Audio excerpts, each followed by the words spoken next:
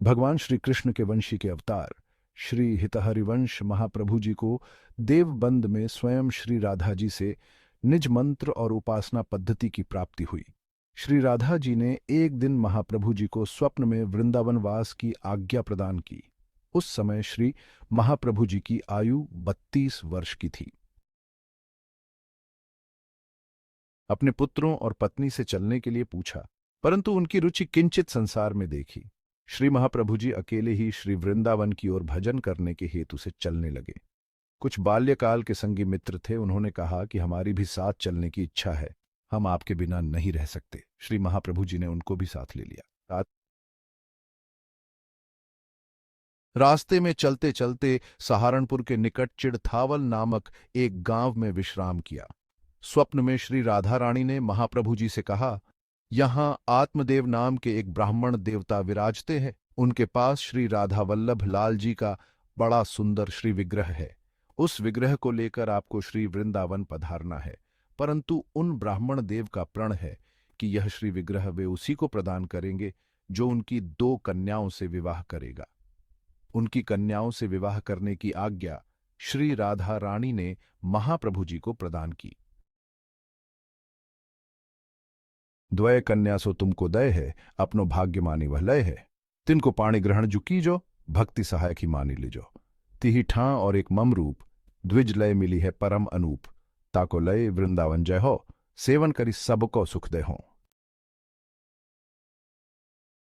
महाप्रभु जी संसार छोड़कर चले थे भजन करने, परंतु श्री राधा जी ने विवाह करने की आज्ञा दी। महाप्रभु जी स्वामिनी जी की आज्ञा का कोई विरोध नहीं किया। वे सीधे आत्मदेव ब्राह्मण का घर ढूंढकर वहां पहुंचे। श्री राधा रानी ने आत्मदेव ब्राह्मण को भी स्वप्न में उनकी कन्याओं का विवाह श्री महाप्रभु जी से संपन्न करा देने की आज्ञा दी। आत्मदेव ब्राह्मण के पास यह श्री राधा वल्लभ जी का विग्रह कहां से आया? इस पर संतों ने लिखा है, आत्मदेव ब्राह्मण के पूर्वजों ने कई पीढ़ियों से भगवान शंकर की उपासना करते आ रहे थे। आत्मदेव ब्राह्मण के किसी एक पूर्वज की उपासना से भगवान श्री शंकर प्रसन्न हो गए और प्रकट होकर वरदान मांगने को कहा। उन पूर्वज ने कहा, हमें तो कुछ मांगना आता ही नहीं, आपको जो सबसे प्रिय लगता हो वही क्रिया करके दीजिए। भगवान शिव ने कहा, तथास्तु। भगवान शिव ने विचार किया कि हमको सबसे प्रिय तो श्री राधा वल्लभ लाल जी हैं। कई कोटि कल्पों तक भगवान शिव ने माता पार्वती के सहित कैलाश पर इन राधा वल्लभ जी के श्री विग्रह की सेवा करते रहे। भगवान शिव ने सोचा कि राधा वल्लभ जी तो हमारे प्राण सर्वस्व है, अपने प्राण कैसे दिए जाएं, परंतु वचन दे चुके हैं, 100 देना ही पड़ेगा। भगवान शिव ने अपने नेत्र बंद किए और अपने हृदय से श्री राधा वल्लभ जी का श्री विग्रह प्रकट किया। उसी राधा वल्लभ जी का आज वृंदावन में दर्शन होता है। श्री हरिवंश महाप्रभु जी का विधिवत विवाह संपन्न हुआ और श्री राधा वल्लभ जी का विग्रह लेकर महाप्रभु जी अपने परिवार परिकर सहित वृंदावन आए। कार्तिक मास में श्री वृंदावन में महाप्रभु का पदार्पण हुआ। यमुना जी के किनारे मदन टेर नामक ऊंची ठौर पर एक सुंदर लाता कुंज में कार्तिक शुक्ल त्रयोदशी को श्री राधा वल्लभ जी को सविधि अभिषेक करके विराजमान किया और उनका पाटोत्सव मनाया। वृंदावन में उस समय नरवाहन नाम के क्रूर भील राजा का आधिपत्य था। उसके पास कई सैनिक और डाकुओं की फौज थी। ये यमुना तट पर स्थित भयगांव के निवासी थे।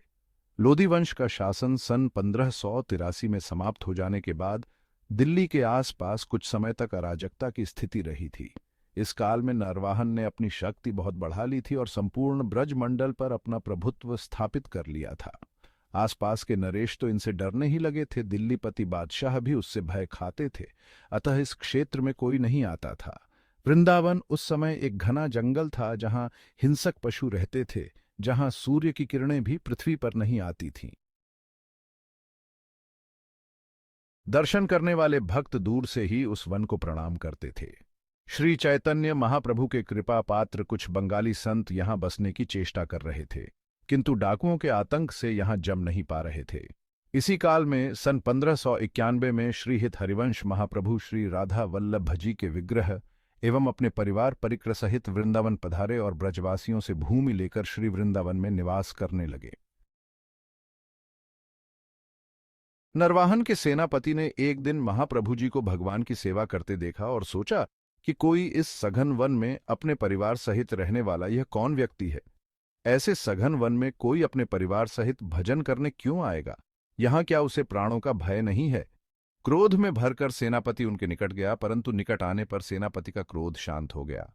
उसने परम शांति का अनुभव किया। सेनापति ने जाकर यह बात नरवाहन को बताई। सेनापति ने कहा, महाराज, एक सद्गृहस्थ व्यक्ति अपने परिवार, धन संपत्ति और भगवान का श्रीविग्रह लेकर ऊंची ठौर पर बसने आया है। नरवाहन ने कहा, क्या तुम बुद्धिहीन हो कि तुम्हें इतना भी नहीं पता कि ऐसे सघन वन में कोई धन संपत्ति लेकर क्यों आएगा, जहां हमारे सैनिकों द्वारा उसके धन को छीना जा सकता है? जिस वन में हमको भी सशस्त्र जाना पड़ता है, उस वन में क्या कोई भजन करने आएगा? वो कोई संत नहीं है, वो तो दिल्लीपति बादशाह का कोई गुप्तचर होगा।